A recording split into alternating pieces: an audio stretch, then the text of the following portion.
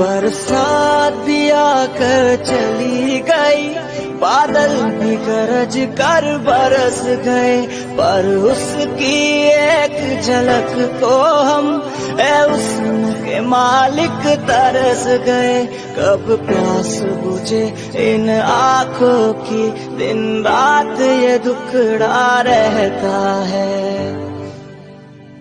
मेरे सामने वाली खिड़की में एक चांद का टुकड़ा रहता।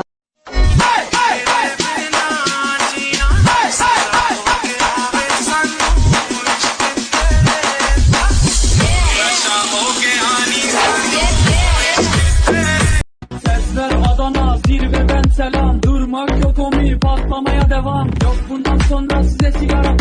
Uçuyor yıldızlara müptezel bayan. Sesler Adana, zirveden selam. Durmak yok omi, patlamaya devam. Yok bundan sonra size sigara filan. Uçuyor yıldızlara müptezel bayan. Harmanım, baba nerede çarşafım? Gördüğüm bu paketler benim dermanım. Hoppa yavaşça açıldı fermanım. Sakın kaçma buraya gel la kezbanım. Adana çocuk